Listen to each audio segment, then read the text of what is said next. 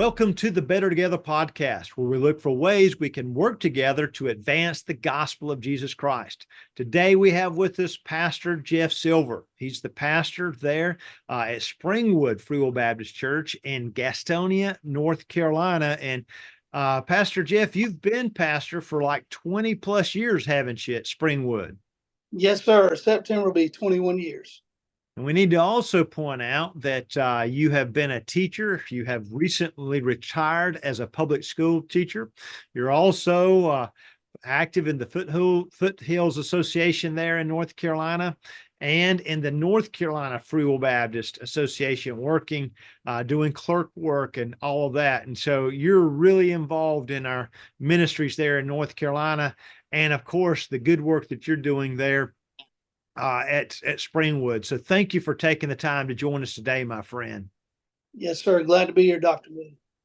So I know you all have engaged in a ministry that we have been offering through Church Answers called the Hope Initiative. And our listeners may have never heard of the Hope Initiatives unless they get regular emails from Tom Rayner. So tell them a little bit about what is the Hope Initiative?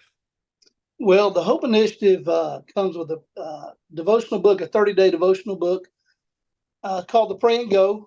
14 of those 30 days are nothing but prayer. They are guided, specific prayers. You start with starting to pray for your church to be an outwardly focused church. You pray for the other group members, those that have decided to make this journey with you. And so you start there. You pray specifically for your pastor, you pray for your community.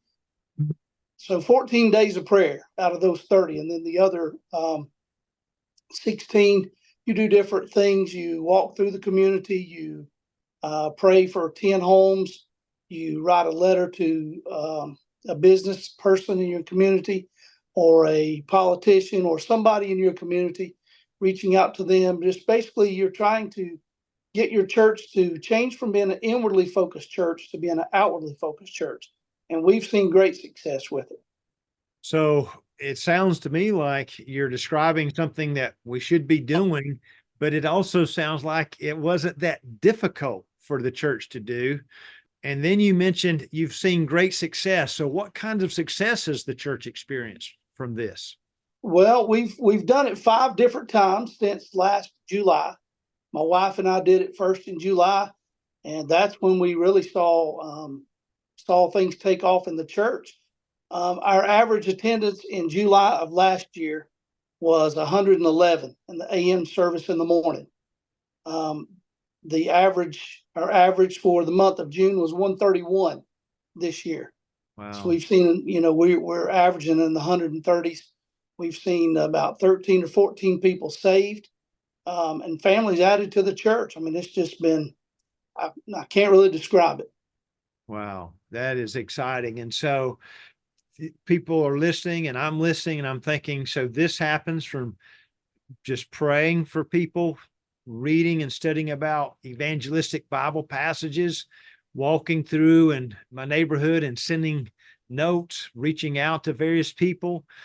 What kinds of things have happened as far as the culture of the church? You mentioned that one of the purposes of the Hope Initiative is that a church moves from being inward focused to outward focused.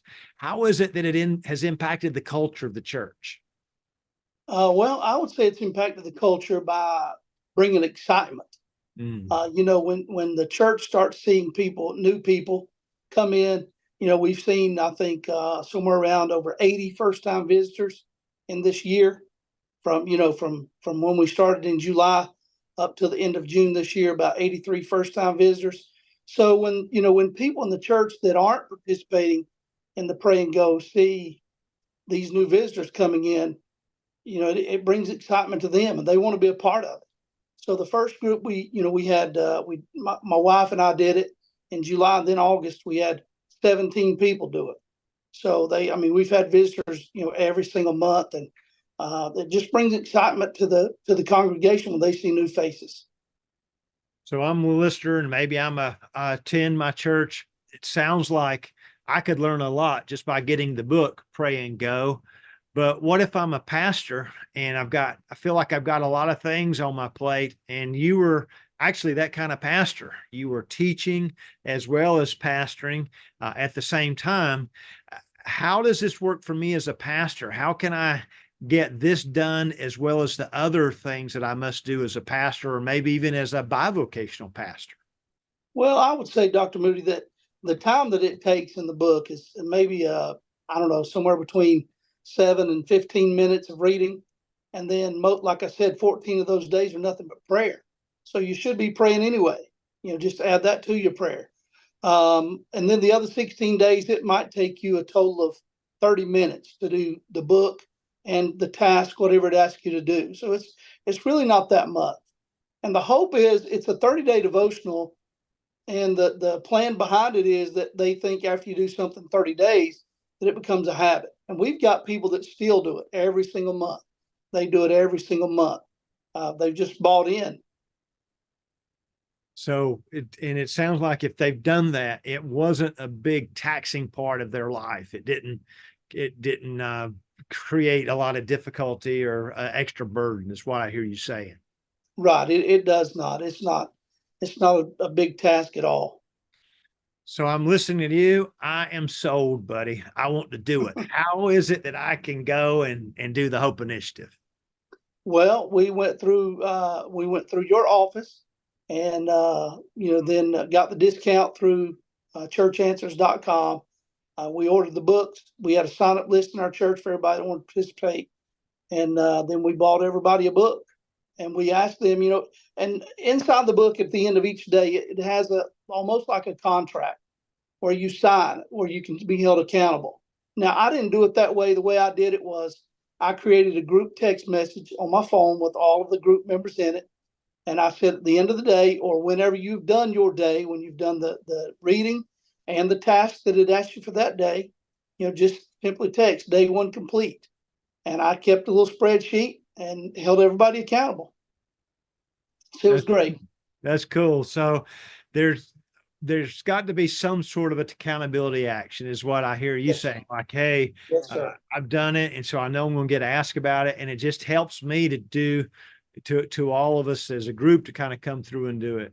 That's great, Jeff. And so you're listening, you're like, I want to do this. You can go to nafwb.org/hope. There's a form you can complete there. As Pastor Jeff mentioned, we'll send you the code to Church Answers where you could sign up for free. And one of the reasons I knew that it had been so effective at your church, Pastor Jeff, was because of the Facebook group that you're a part of. And so any Free Will Baptist that participates can be on the closed Free Will Baptist Hope Initiative Facebook group. Tom Rayner's on there. Chuck Lawless is on there. I think Matt McGraw and some others are on there. And you shared how this worked. And really, people are able to share how it's working for them or what they've tried. It's really a way of encouraging one another and learning from one another, isn't it? It really is. And Chuck Lawless reached out to me and talked to me about it as well. And so that was encouraging, to know that people are looking at it, reading, and it is making a difference. And I've got some of the guys in the foothills doing it, and they can't say enough about it. And it's working. Great. It's working. I told you it would. Yep, you did. You did tell them. So I'm so glad y'all are doing it. I'm so glad for all our churches across the nation that are engaged in this. And I think on our Facebook group, one of our guys said that it was Zach's parent, actually, Pastor Jeff in Kansas, said, somebody came up to him and said, I've done more evangelism in the last 30 days than I had done the previous 30 years or something along those lines. So It makes it a little bit, we think of evangelism as hard, but it sounds like what I'm hearing from you and others is this makes it a little bit easier and a natural thing, if you will. It does. And I think the problem for most average church members is they want to evangelize. They don't really know how. Yes. This book gives them a jump start and just makes it become natural, just like you said, just a natural thing. And it's easy just to pick it up every day and want to go do what it asks you to do. So we don't need to beat ourselves up. We need to know the Lord wants us to be able to reach others. And there's often people out there that want to be reached. And so We encourage folks, if you want to, in the beginning, just check out the book Pray and Go by Tom Rainer. That's a way to learn a bit about it. But for it to really impact your church, we do think the people within the church need to do the Hope Initiative. And so we encourage them to reach out to us. You can always email us at questions@nafwb.org, and we'll help them out.